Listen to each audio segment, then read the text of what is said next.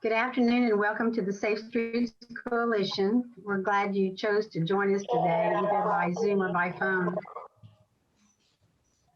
Due to COVID, we've used, of course, Zoom for prior meetings since we can't meet in person, but hopefully that will change before too long. A YouTube link and survey will be sent to you in a few days, and we would really appreciate it if you could list anything on the survey that you would like to be covered in a meeting. That would be very helpful. The PARS and Safe Streets staff joining us today are Michelle Vogt, the Executive Director of Prevention and Resiliency Services, Lynn Smith, Community Prevention Consultant, Irene Caballero, Grant Coordinator, Bilingual Community Mobilizer, and I'm Judy Wilson, Office Manager and National Night Out Program Coordinator. So just contact any of us if we can be of help to you. The agenda for today is shown.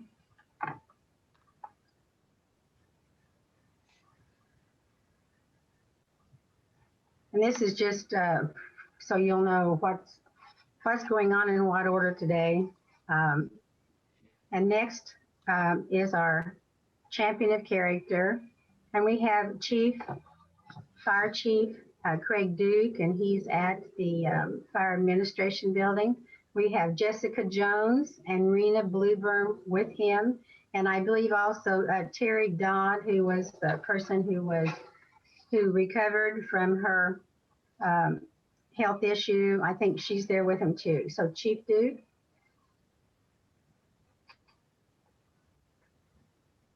He's muted. Can you unmute him? Chief, you're muted.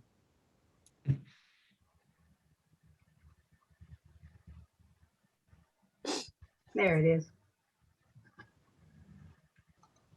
Yeah, Chief, can you unmute, please? He's still muted.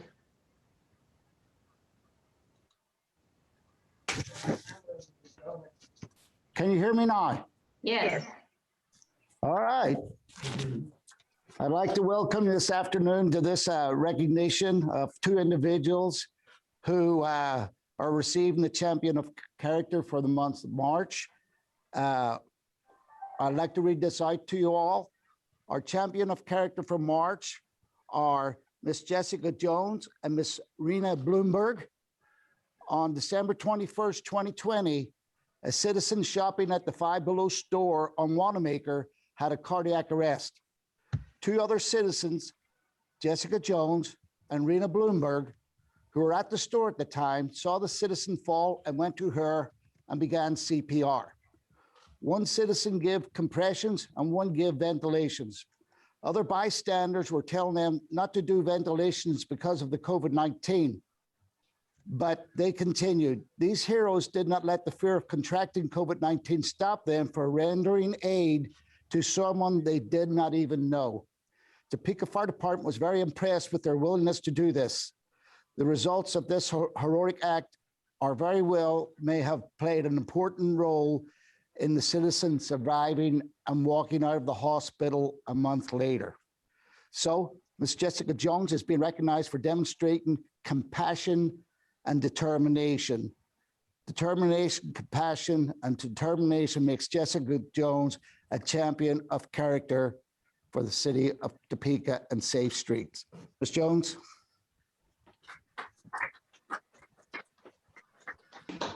Just hold on. Ms. Bloomberg.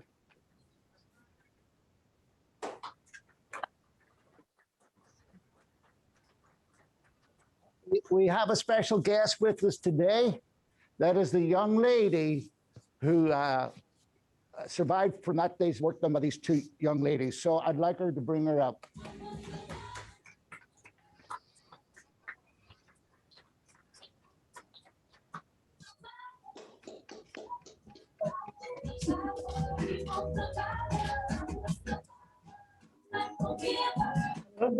Do you like that? That was a nice little touch. Well, I just wanted to say one thing though. Come on. I definitely wouldn't use it. The doctors told me. Oh, sorry. Just said, I'm so thankful these ladies saved my life. If it wasn't for them, I wouldn't be here. there wouldn't be no celebration like this. I'm just real grateful. The doctors, all the doctors, if it wasn't for them doing CPR, I wouldn't be here. Thank you, ma'am.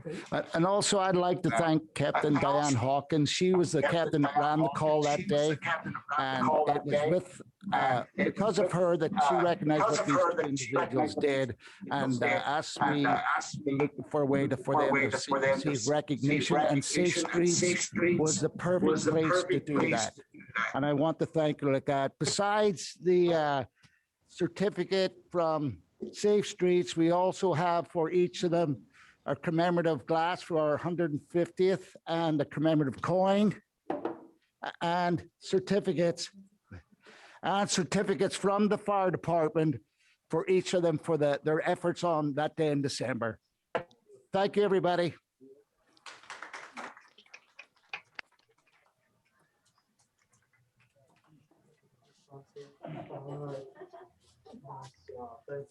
Thanks, Chief Duke, for arranging that for the Champions of Character to be able to be there today. Appreciate it. You're welcome. At each meeting, we usually recognize the champion of character, and we're really pleased to do that again today. A person can be nominated by exhibiting good character that has significantly improved the health, safety, or quality of life of the community. Any of the 49 different qualities can be considered for a champion of character. So anyone in Shawnee County can be nominated by completing the nomination form and emailing it to jwilson@safestreets.org.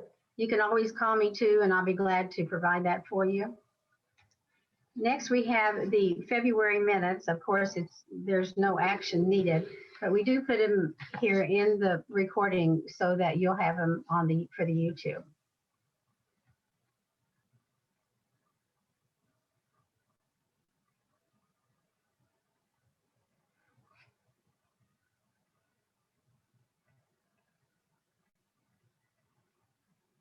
Thank you. Our staff update for February includes neighborhood watch meetings. And of course, we do have 142 neighborhood watches in the city and county combined. And we do reach out to them, even though we can't do face-to-face meetings. We do send safety information to them by email, and we do also send several other safety information or things that might be pertinent to training to them as well. We do receive phone calls from people with problems in the neighborhood, and we're always glad to help you. There were 3,080 people reached during the month of February. Now, we also send to, of course, the Safe Streets Coalition members, City Council, County Commission, and Topeka police officers. And with all those emails, we reached 1,116 people. We do have the retailers meeting information. Normally they meet, but because of COVID, we're doing everything by email as well. You'll notice on there, we have the safe property management training information. The training will be held on March the 23rd at the Topeka Police Department. And that information was sent out by regular mail to everyone. And a few people who requested by email was sent also. We would welcome you to attend that. That's really for landlords, property managers, maybe even maintenance people, or if you're thinking about having a rental property, this would be good for you to attend that as well. Of course, we are all working from home, and I did receive 292 emails and calls for services while we are at home. We would like for you to check out the Facebook pages. Of course, Lock It, Remove It, or Release It. You know about that, removing items from your vehicles. And we reached 127 people there on that Facebook. National Night Out, of course, we're just beginning. And as I kind of mentioned at the last meeting, I'm still waiting for information from the National Association of Town Watch, but we do believe that it will be held on August the 7th, hopefully. If not, they'll pivot to a date in October. But we did have 30 people who looked at our National Night Out Facebook page. Safe Streets Coalition Facebook page, we had 229 people. that happened to be on that one, and we hope that you will share information as well. On the substance abuse initiatives, the Substance Abuse Task Force meeting was held, and also 2 other meetings one-on-one, so a total of 12 people attended. And also the Prevention Work Steering Committee met with 6 people. If you haven't been on the PARS website, we do have a new website. There were 120 people that were reached on that one. So you might continue to go to parstopeka.org and check that Facebook out. I think you'll find some really neat information that will be helpful. On the Latino side too, there was an HCCI video recording, and there were 588 people reached there. And on the Latino Facebook page, I know that Irene does a really good job about getting things on that, and there were 1,245 people reached for that. Next, we have Sergeant Mike Burns, who will give us information on the crime stats. Mike? Thanks, Judy. Sergeant Mike Burns, Community Policing Sergeant. We're going to start with the city violent crime. As you can see all the way to the right for the difference to prior year, we're pretty much down across the board, which is really important to us because every community member, as well as our guests to our city, deserve to feel safe and be safe in Topeka. And I know that was a priority with Chief Wheelis, and he's done a great job, and our commanders done a great job trying to identify crime trends and really try to find the individuals that are committing these crimes and hold them accountable for their actions. And then the district attorney's office has been doing a great job as well. We all know the challenges of COVID. It's, presented new challenges to us, but I feel we're doing a great job with it. And then the next slide, city property crime. Again, for the most part, you can see we're down across the board as well. Our patrol officers are doing a great job trying to get to these calls, trying to identify our suspects and hold them accountable as well. Just on a couple items for our community members to think about, we still have a little bit of a issue with people warming up their cars in the morning and then having them stolen. It's beautiful weather right now. It does get a little chilly in the mornings, but please don't let a couple minutes of inconvenience have your vehicle stolen just because you're trying to warm it up in the mornings. There are those individuals in town that are looking squarely for vehicles that are starting in the morning, and then it only takes a second or two to take those vehicles. So we don't want you to be a victim of those crimes. And again, as Judy had elaborated a little earlier, be mindful of what you're having in your car. I know patrol went out to a call, I believe it was last week, reference a firearm stolen from a unlocked vehicle. We harp on that so much because we don't want to have those firearms out in our community, potentially to be used in another crime. We want everyone to be safe. Just take a couple minutes, throughout the week and see if there's anything in plain view in your vehicle that looks valuable. It could be everything from a pack of cigarettes to an electronics item that has been in there that you don't think too much of it, or you're thinking, hey, I'm going to get it after work and I'll get it back in the house. Again, it only takes a minute for some of these persons to make you a victim, and we definitely don't want you to have that. When it comes to community events, I know COVID's really taken a toll on us for doing a lot of the community events. We look forward to, hopefully later in the year, really doing a lot of the community events, being out and talking to our members again. And so if anybody has any questions, I'll stand for those. All right, thanks, Judy. Thank you, Mike. Next, we have Michelle Both, and she's going to introduce our speakers for our panel. We're happy to have a panel today. Well, good afternoon, everybody. It is actually afternoon. So yeah, we are really excited today. We take ideas from everyone who attends our Safe Streets Coalition meetings. And one of them that we've had in the past was just to have a panel discussion from our leadership with the police department, sheriff's department, and our Shawnee County District Attorney. So today we have those three: Police Chief Brian Wheelis, Shawnee County Sheriff Brian Hill, and Shawnee County District Attorney Mike Kagay, to talk a little bit about the crime trends, what they're seeing in their own offices, and any other hot topics, things of concern, things they want to share with the community. And so we'll start off today with Police Chief Wheelis. Thank you, Michelle. I thank you very much for the invitation. We always appreciate the partnership we have with Safe Streets, but I appreciate the personal invitation to take a few minutes of your time and do this panel. One of the things that I get asked a lot, I've been doing a lot of community appearances in different venues. And one of the things I want to talk about is we finished for the 2020. Sergeant Burns and his crew do a great job of giving you guys the up-to-date stats in 2021.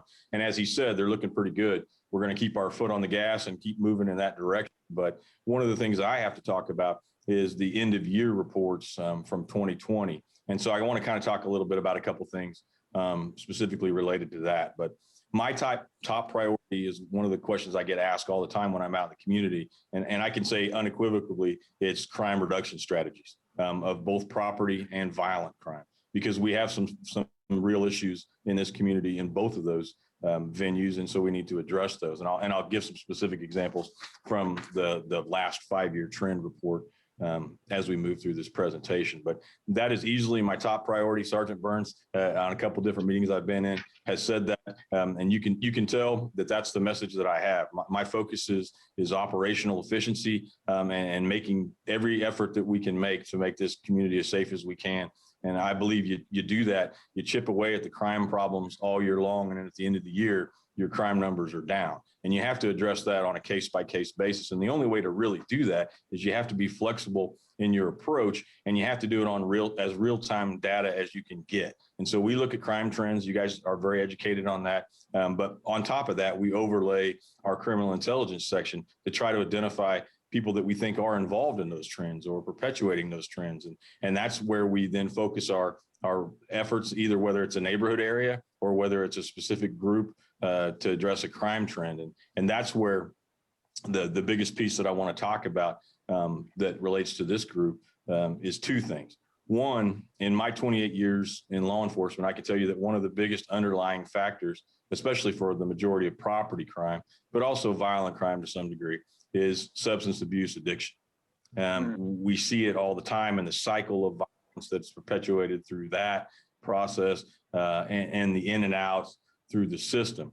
And so the biggest thing that we can do in regards to that is have a great working relationship, because I can assure you criminals do not care where the city limits signs ends and where the county line begins. And at the end of the day, that they all end up in front of the district attorney in the court system as far as addressing crime. So I feel very fortunate personally and professionally but also as a citizen and greater viewpoint in Shawnee County to tell you unequivocally, we have a great partnership at the top of the agencies between myself, Sheriff Hill, and District Attorney Mike Kagay. And I'll talk a little bit more about how that's formed up, but Sheriff Hill and I worked together for 20 years and we worked together in the homicide unit together when we were both investigators. And so I know his passion and his skill level for addressing the devastating effects that those crimes of violence have on families. We both were in the narcotics unit together too. So we share very similar viewpoints and backgrounds. And because of the past history that we are able to have very, very candid conversations at the top agency level about how we need to address these things more holistically throughout the entire county. And we couldn't have a more supportive district attorney than we do currently in office, Mike Kagay. I can assure you without a doubt, crime reduction is his top priority as well.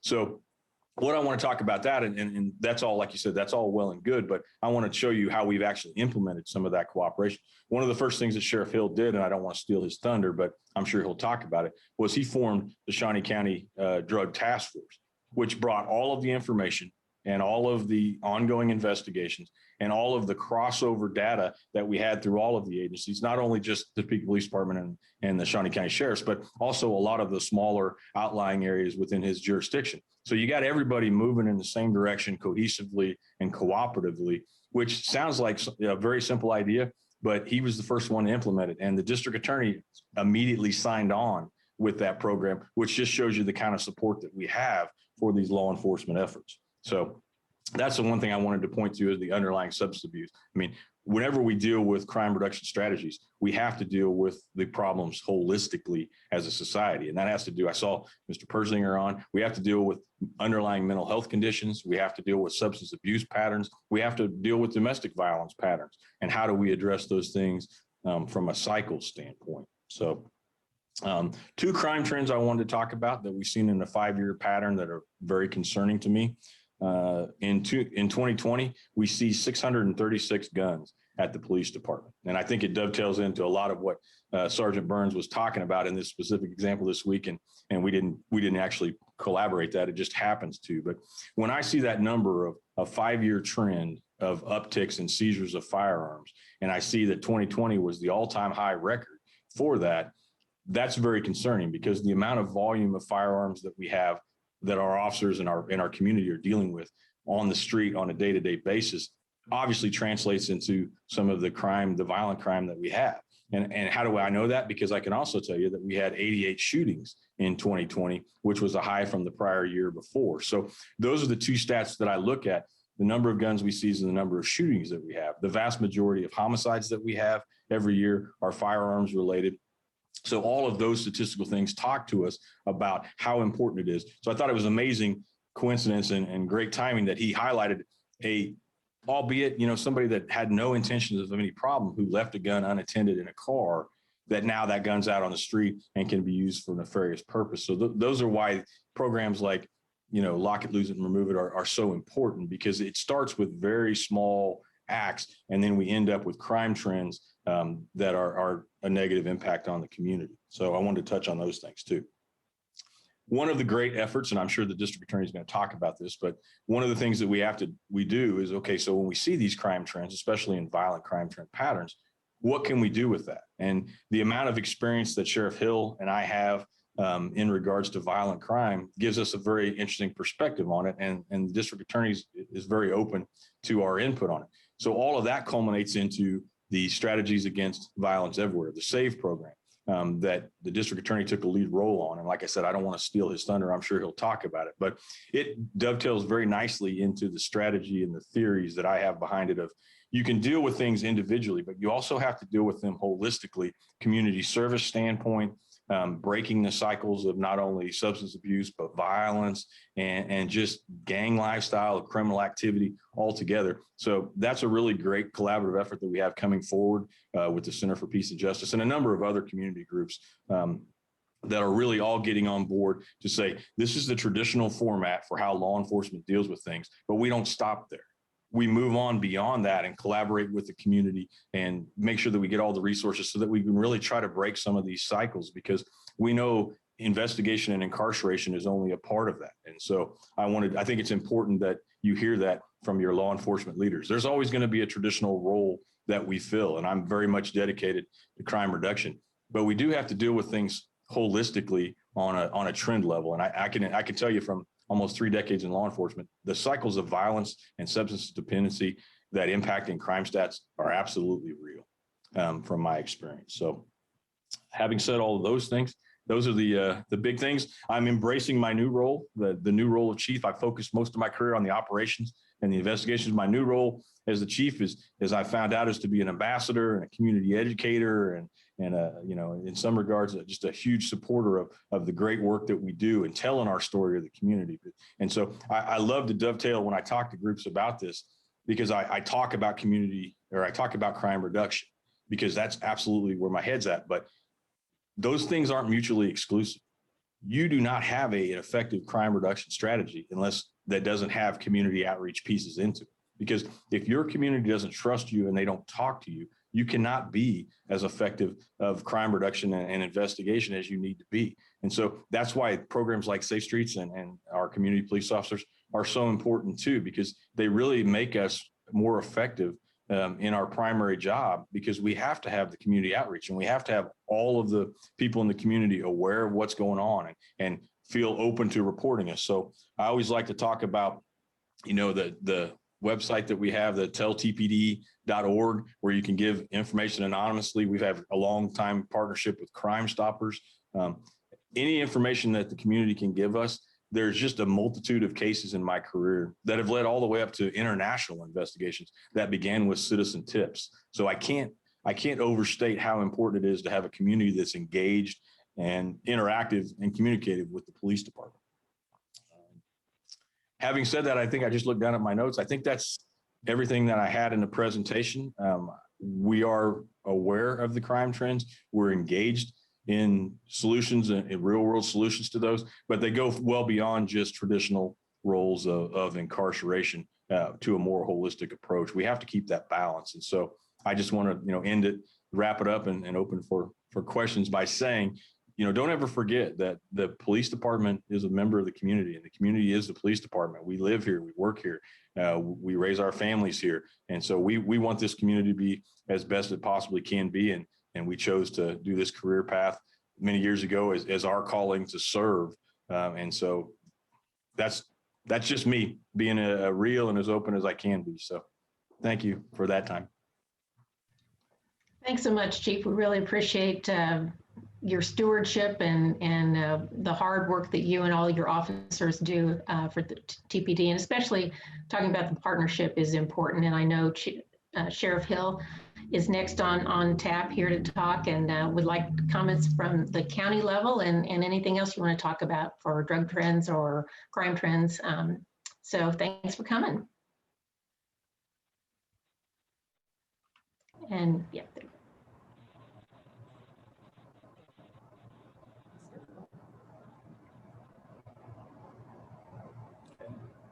Is it time?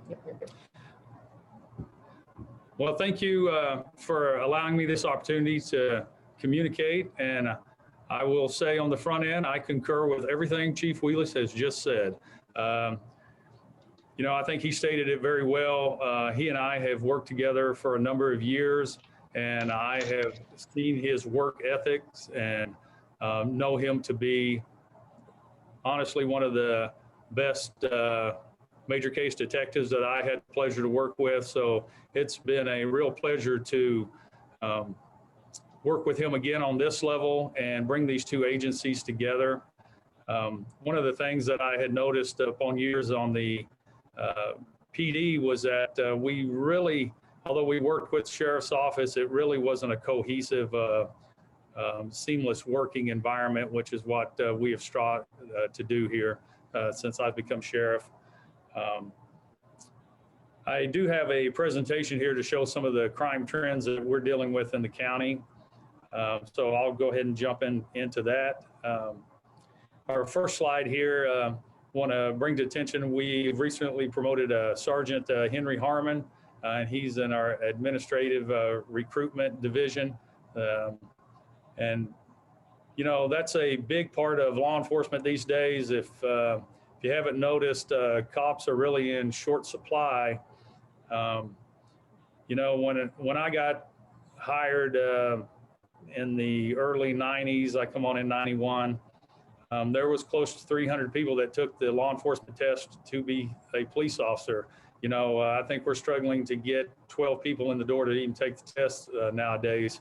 So really getting out there and recruiting and trying to fill the void for the officers coming up into retirement is going to be a huge thing I know for Chief Wheelis and I in the near future here. We're still running our DARE program. We have one in-person DARE program site going, and the rest are remote. Our deputies are participating with the Meals on Wheels, which has been very beneficial. We have several elderly people in outlying counties, health issues and stuff that have been homebound. And it's our pleasure to work with our citizens and try to help them when they're in their time of need as well.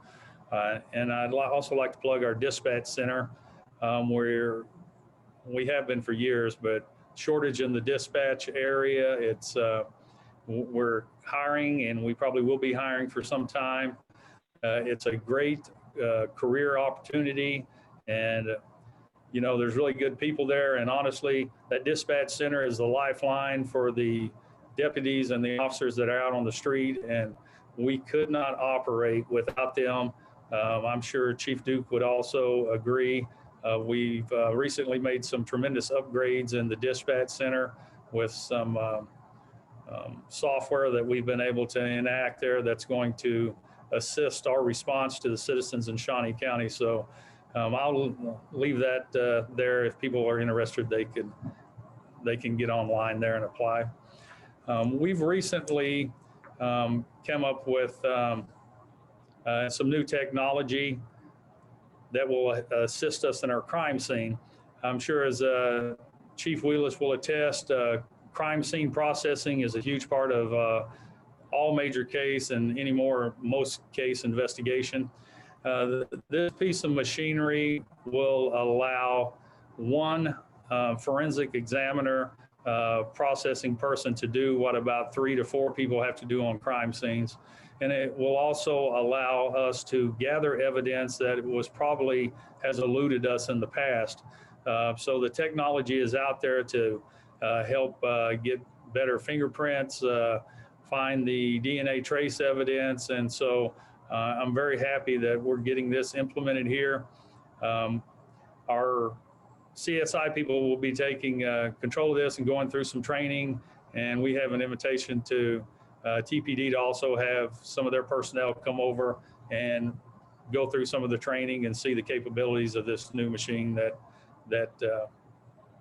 we're able to in-house here.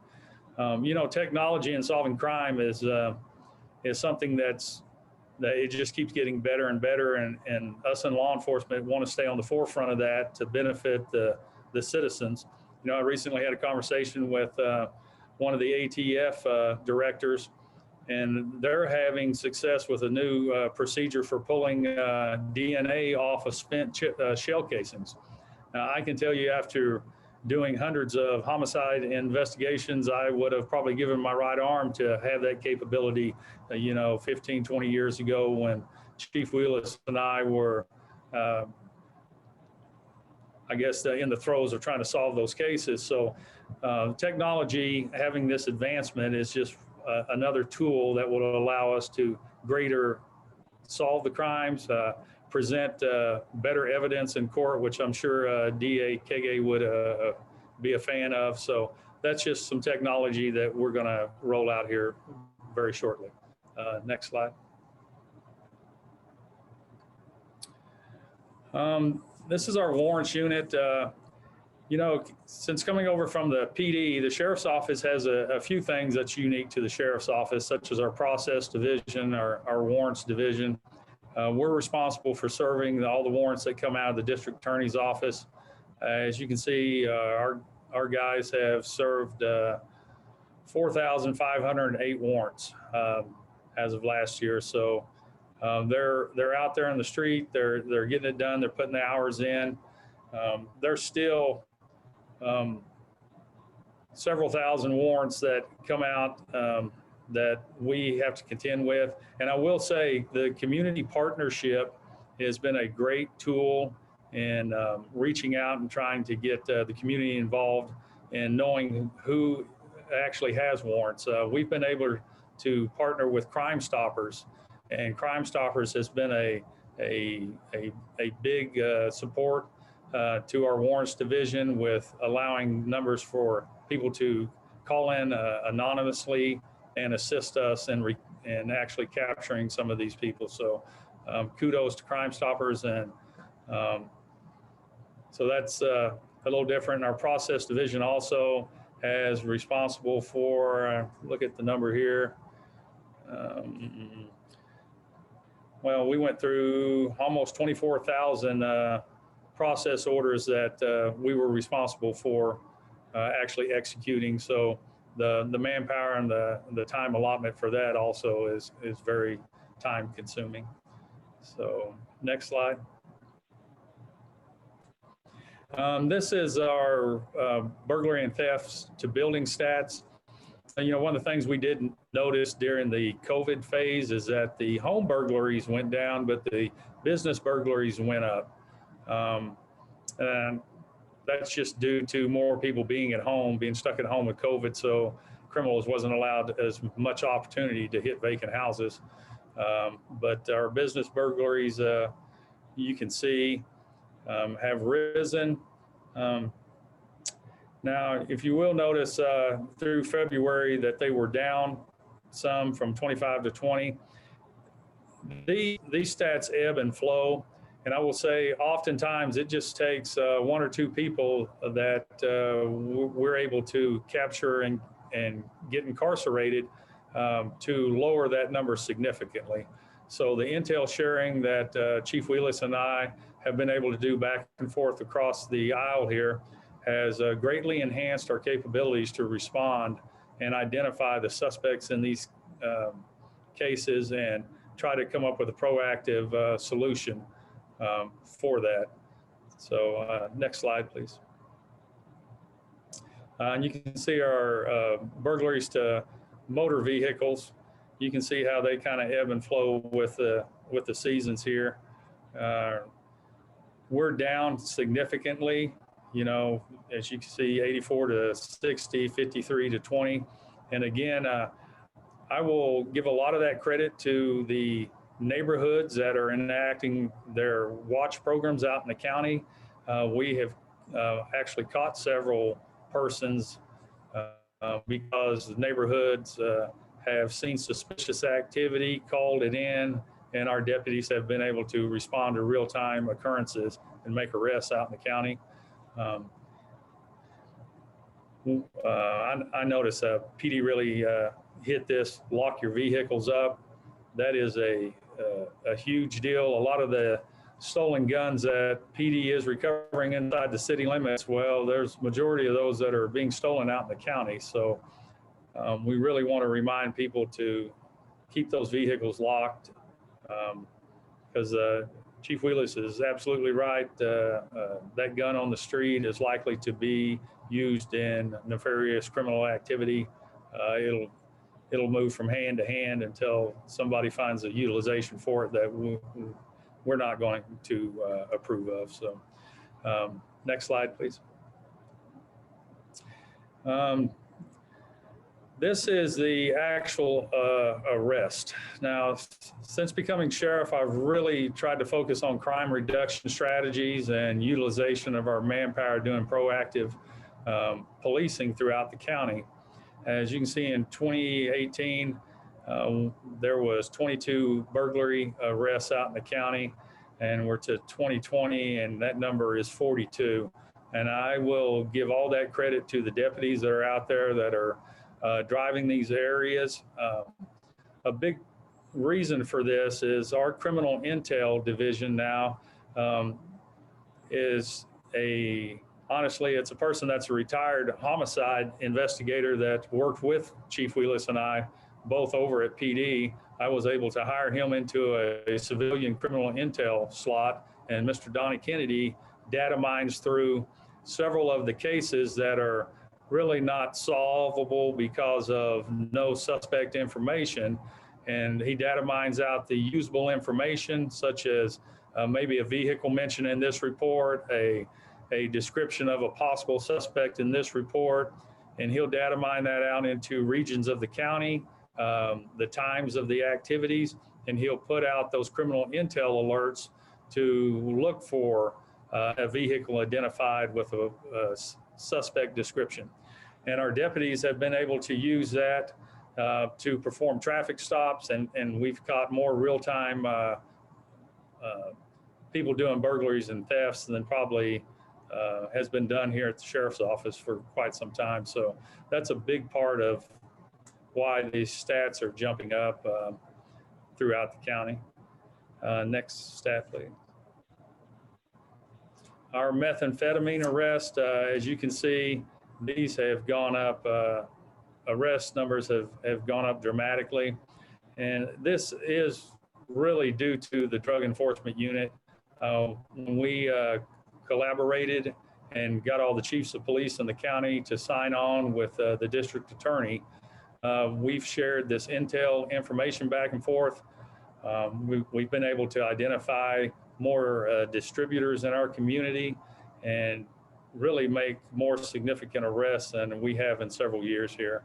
I'm pretty proud of the work that our drug enforcement unit is doing and accomplishing. And, you know, narcotics is the bane of most criminal activity one way or another when it comes to community crime.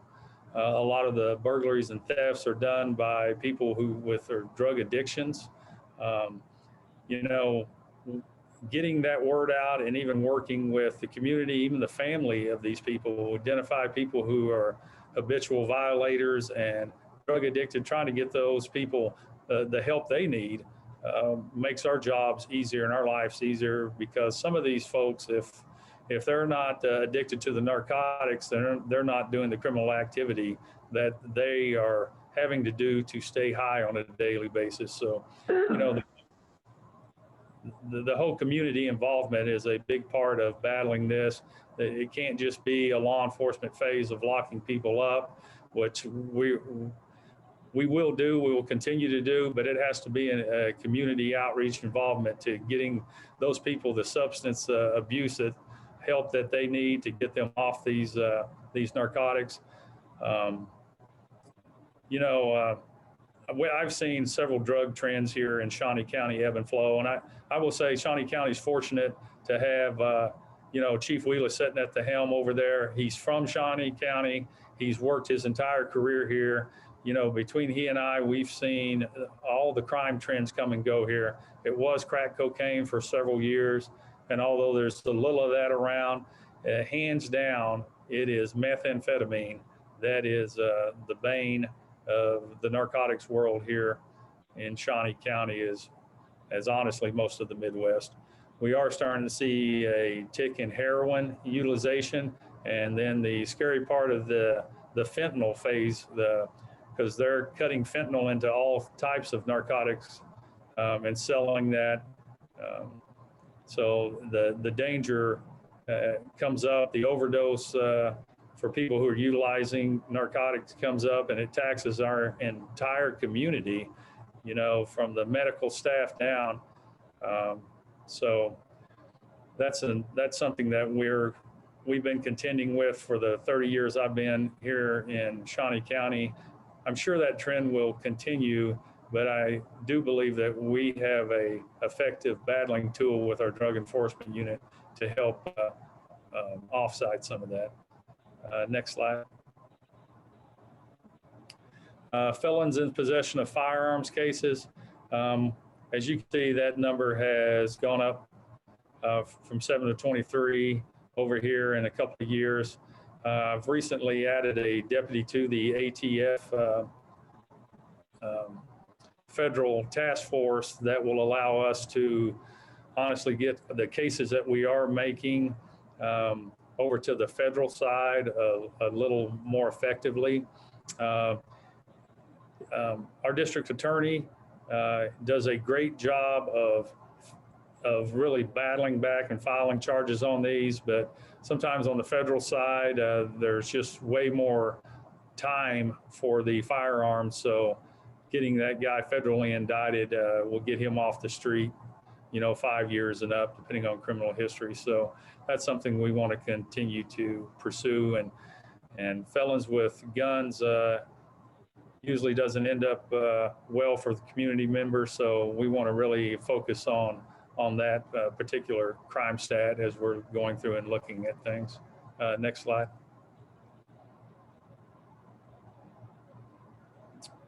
Our seizure of firearms too has gone up. You know, 2018 we were at 22. Last year we were at 54. We've already seized 11 this year.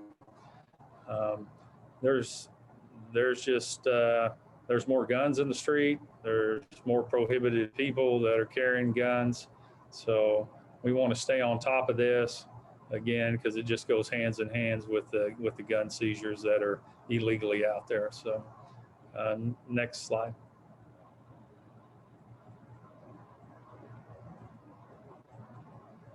Okay, well, I guess we run through it. And I was given some questions after this that they wanted us to address. One was the compatibility and working relationship with TPD. I just can't continue to beat that drum enough. We have a great working relationship with the Topeka Police Department. Chief Wheelis and I are able to talk openly and honestly back and forth about crime trends and things that we can do in our community. I'm excited to see this go forward, and I'm glad that he's sitting in that seat there. And DA Kege has been, he's honestly such a blessing to this county because he's serious about prosecuting criminals, and we're able to call and have candid conversations with him back and forth as well. So it's a great working relationship we have going here. And I think that was the one question. I think I answered one of them. It was over what are the drug trends here in the county? And I've said, meth, the fentanyl, the heroin. Well, another big drug issue we're having is just the marijuana, the edibles, the vape pen marijuana things that are coming in here. And it's honestly, it's almost a bootleg operation at this point. You can drive to Colorado, purchase things legally, drive them to your prohibited states, Kansas being one of them, and sell that, and people are profiteering off that. The marijuana that 25 years ago, the THC was such a lower grade. The stuff that these kids are getting and ingesting now, I've had phone calls from more than a few parents talking about their kids passing out after doing vape pen, marijuana, and being addicts at 15 years old. So this is a trend that's pretty concerning to me when it impacts the youth of our community the way that it does. So although sometimes those are just misdemeanor charges, it's worth, in my mind, in law enforcement addressing this if it's greatly impacting the youth of our community, such as these items do. Some of the other questions were, I think, what are some of the obstacles or things we're going to have to try to overcome in law enforcement? I think one of the bigger ones is going to be, honestly, the recruitment and retention of law enforcement officers over the next several years. I believe PD is probably sitting in the same place I am right now at the sheriff's office. We have upwards of 30, 35 deputies that are eligible to retire in the next 2 to 4 years. Well, out of 115 working deputies, that's a pretty big number to recoup. And, you're sitting here working your budgets and trying to be effective use of the monies that you have to protect the county and the city. Getting those guys through the door, men and women into law enforcement here, has been a challenge. So the recruitment and retention is going to have to really go to the forefront here for us. I know there are some things in legislation that I hope they really take a look at.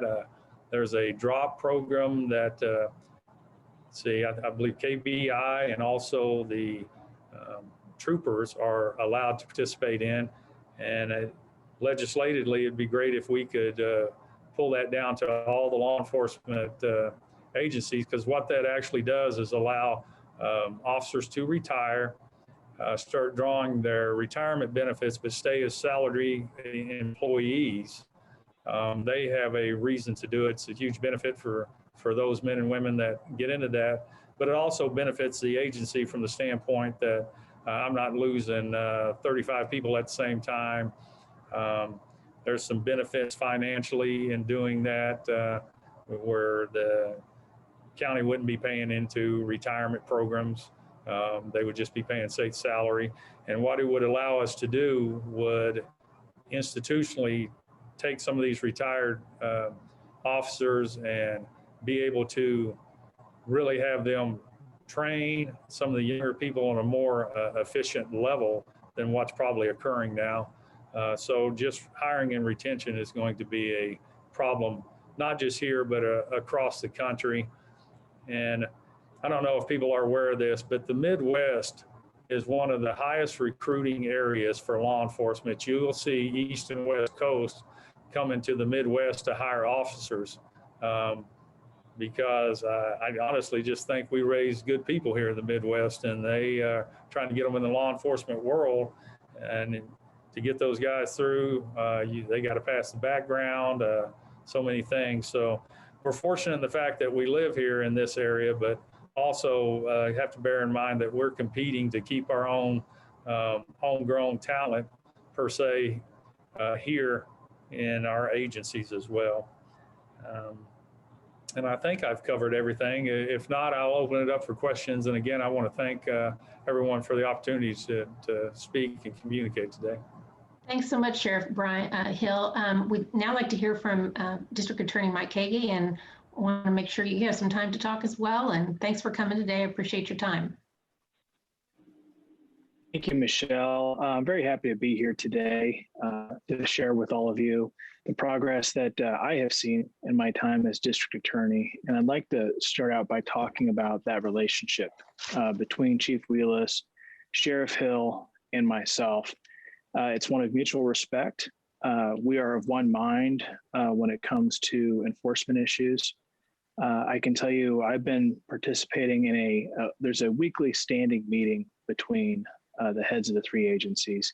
And I've been participating in that meeting for going on 5 years. And since Chief Wheelis has joined that meeting, it really has gone up a notch in terms of productivity, in terms of how much we're able to get covered, and the strategies that we are able to align. So it's very encouraging. There's no ego in that room. No one cares about, well, this is my thing, this is yours. This is really a team effort, and we're all working together cohesively. And I'm just very excited to see the benefit that that's going to bring to the county. And I think all of our citizens, all of my friends and family that live here, we're all very fortunate to have that kind of leadership available. I'll give you some concrete examples for how that looks.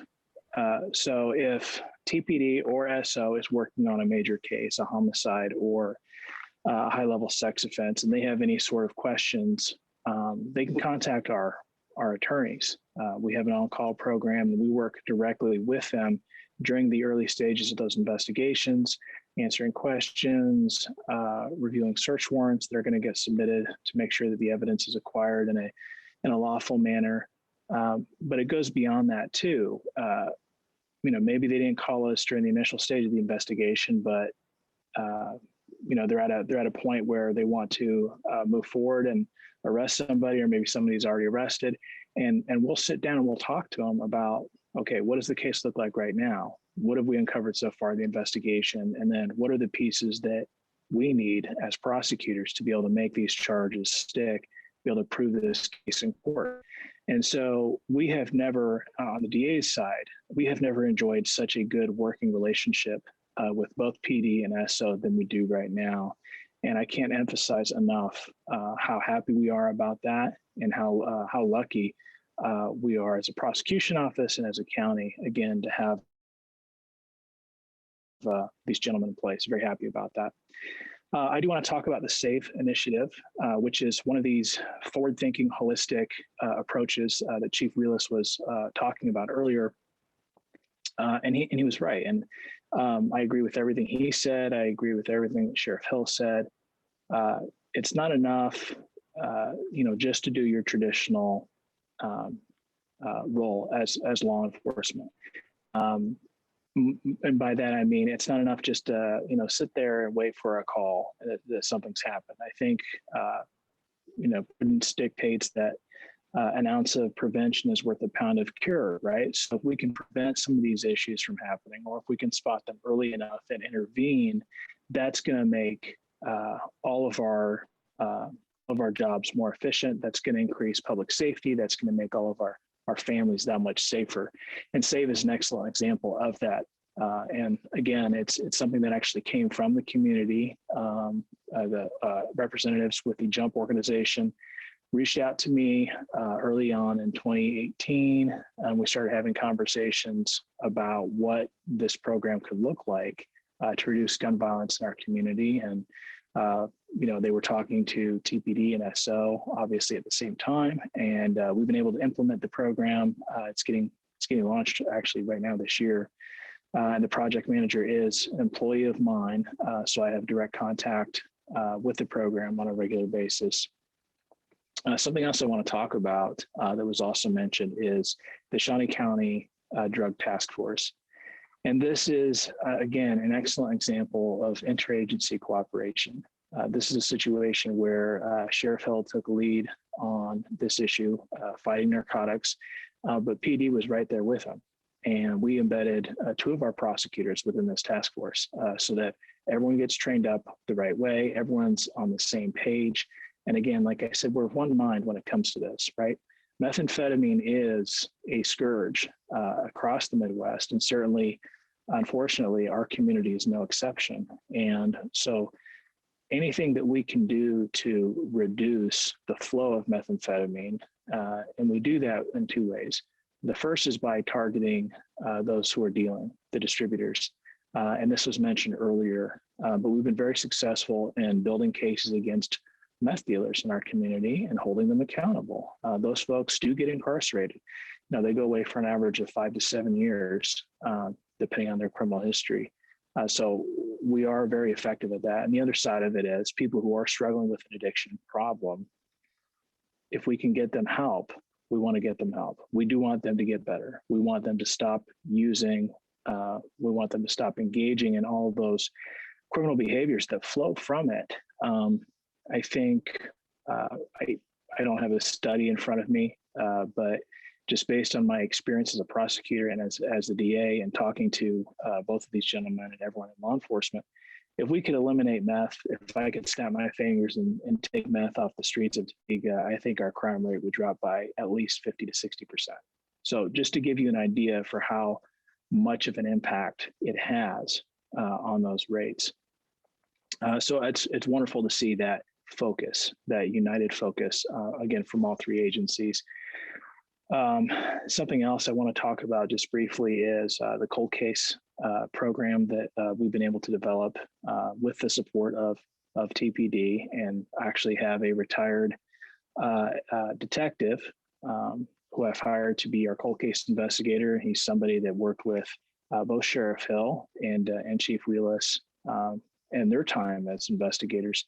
And I'm very happy with the results that we're seeing there, and the level of communication, again, it's just been outstanding. And victims who can't speak for themselves, and certainly their families who are waiting for justice for a very long time, some of them are starting to see those results and benefit from them.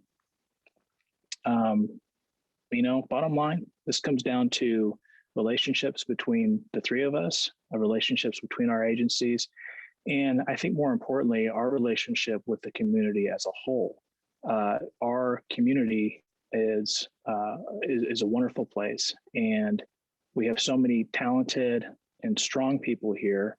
I feel like one of my primary responsibilities is to make sure that folks in our community understand, what we're seeing, what our challenges are, and how they can help us out. And what I would say to them across the board, whether we're talking about drug addiction, something like domestic violence, or childhood sexual abuse, issues like that, this all begins at home.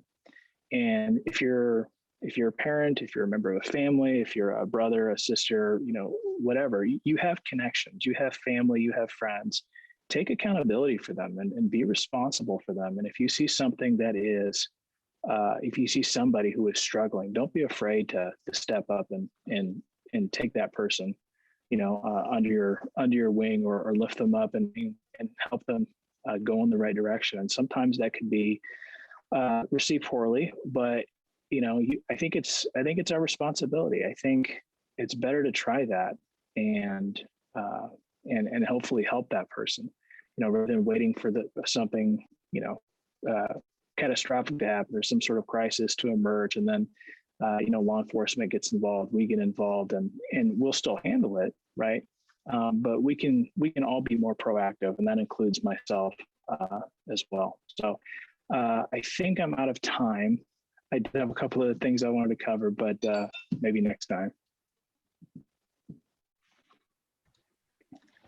Well, I sure appreciate everyone, all the panel members. We are very fortunate to have all of three of you who are working so diligently. And I think one of the questions that that was asked is what's special about Topeka, because you've all identified the relationships, the commitment to the work, everything that you do together and strive for has really paying off, and we all surely appreciate that. I would ask that if we will close the meeting now, but if you have questions, additional ones that we can either send to the panelist members, or if you have ideas for other topics, you see Judy Wilson's email at jwilson@safestreets.org. Sure appreciate your time today, and have a wonderful afternoon. It looks like it's a beautiful day, so enjoy it while you can. Take care and be well.